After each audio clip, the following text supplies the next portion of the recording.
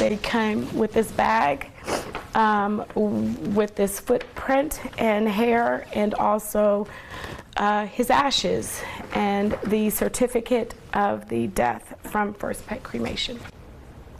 Remains of her beloved dog cremated and returned, or at least that's what she thought. Our 8 News Now investigators first started looking into First Call Pet Cremation last fall, finding that woman actually didn't get her dog's remains at all.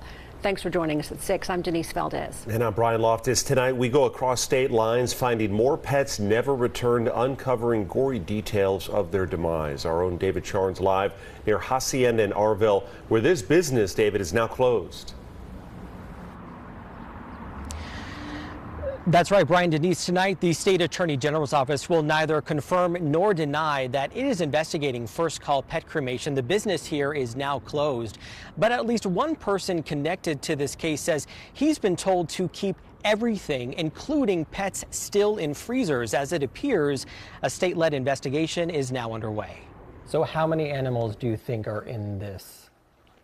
They were around about 1,300 pounds. For all of those. 1,300 pounds of pet remains turned to dust.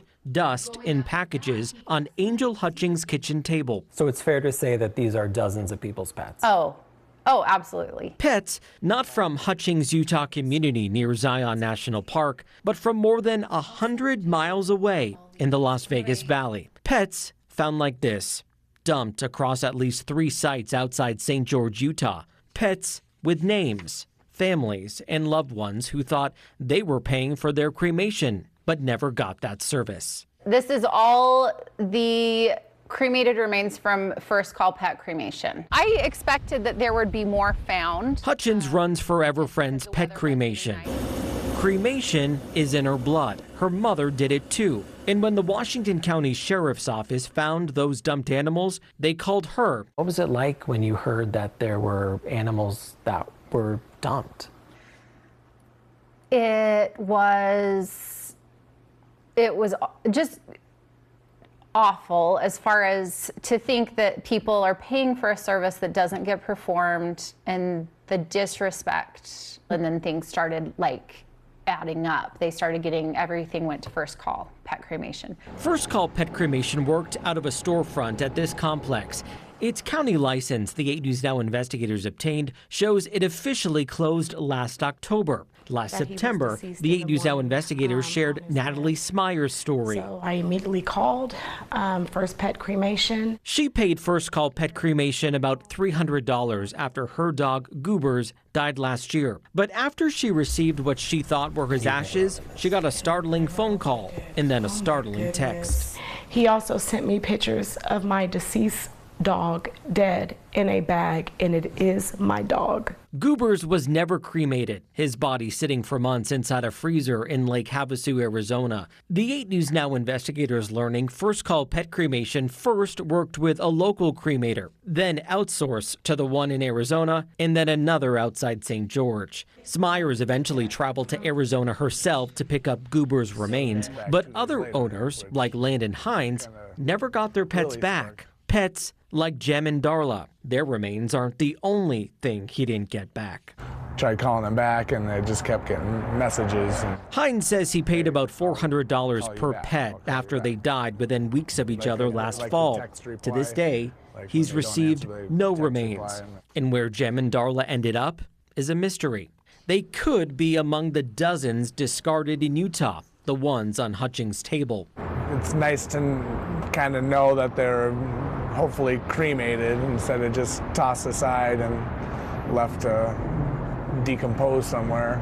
You can see there's still a lot of litter, people dumping things out here. Lucas Alfred is a sergeant with the sheriff's office. I never would have thought that this could have ended up here in Washington County from Las Vegas. This remote site, about 2 hours away from Las Vegas, is where Alfred says some First Call pets ended up. He says a Utah-based pet cremator left them there to decompose alongside trash. People's pets, people's loved animals who should have been taken care of correctly. He says that became harder when, like First Call, that Utah-based cremator became overwhelmed, allegedly leaving those uncremated remains here. She now faces 3 misdemeanors with a total possible fine of about $1,000. The greatest potential fine is for littering. Was this just a case of someone whose business got out of hand? I think so. I would hope so, because turning away clients is always an option. Hutchings said she helped as much as she could, even traveling to Las Vegas herself, removing pets stored in a freezer. Now she's left with their remains, hundreds of pounds of dust that may never go back to their rightful owners. Because it's awful.